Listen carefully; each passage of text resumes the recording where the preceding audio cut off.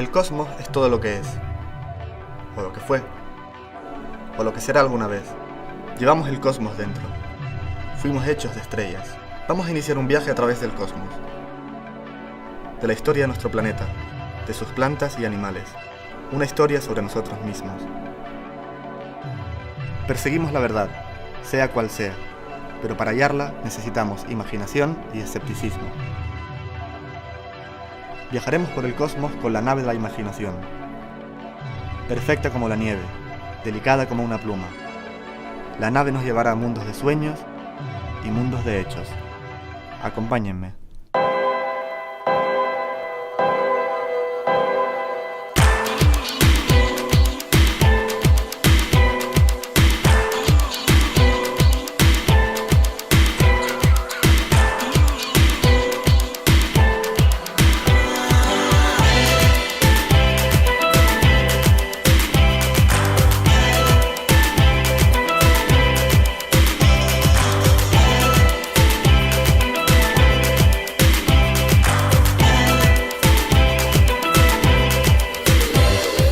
If you look back in the 20th century, we had, especially in Spain, we had the greatest writers and we had amazing art happening.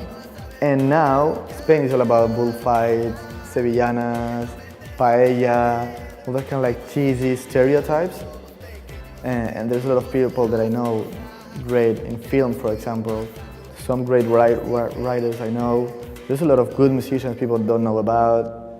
And I think somehow something has to explode because the only things that get attention now in the mainstream, I guess in Spain, is the boring, really boring stuff that kind of helps build that stereotype that people think about Spain.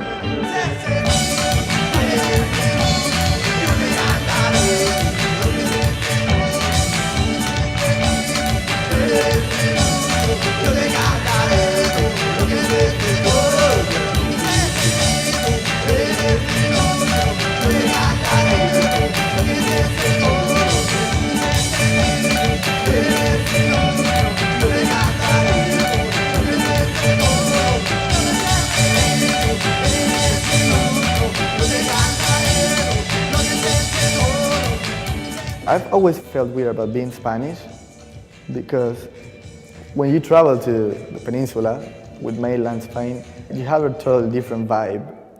The way you live, the way you see things. And I mean, I changed a lot because I've been 7 years in Barcelona, and whenever I go back to Canary Islands and I see the speed of life in there is totally different. And my plan was to leave Barcelona and study musicology. And I thought it was cool to study island music because a lot of island music that had a colonial past.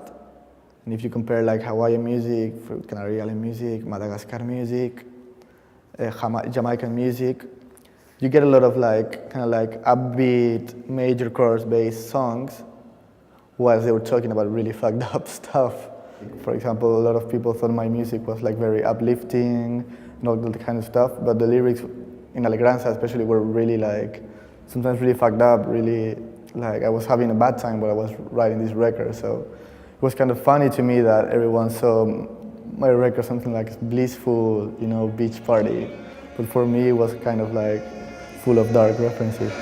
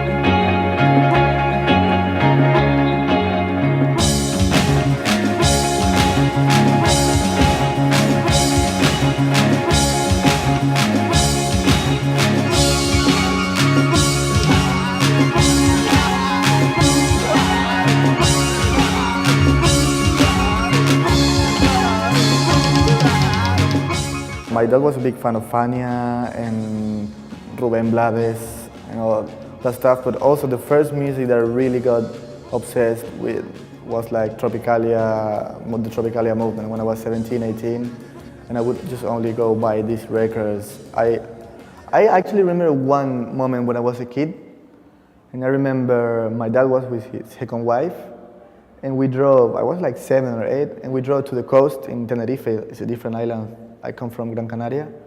And I remember they just went to a restaurant, they left me in the car, and he played this tape with Pedro Navaja, which is the most famous song by Rubén Blades, and it kept playing again and again and again and again and again. And then I didn't listen to this song for like, I don't know how many years, 10 maybe? And I was like in YouTube once, and I just like typed Rubén Blades, I played the song, and I could remember like the whole lyrics. That was like a big moment to me, like to feel in such a big part of something that I didn't remember, you know, or that it existed. So I called my dad, I was really excited about it, and like, hey, why is that? Why do I know all these lyrics and all these hooks?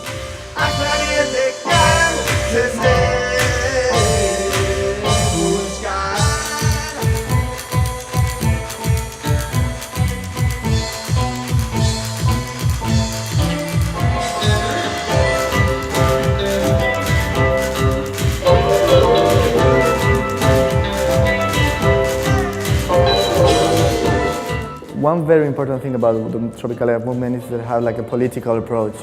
They were reacting like that against what was happening politically, while my music is not a reaction against any political like statement or whatever. But I feel like somehow, or they inspire me in the way that I don't have the need to be understood by people when I make my music, you know? I'm happy if they do, but really reading about these guys and everything made me just try my own thing, whatever people thought, you know?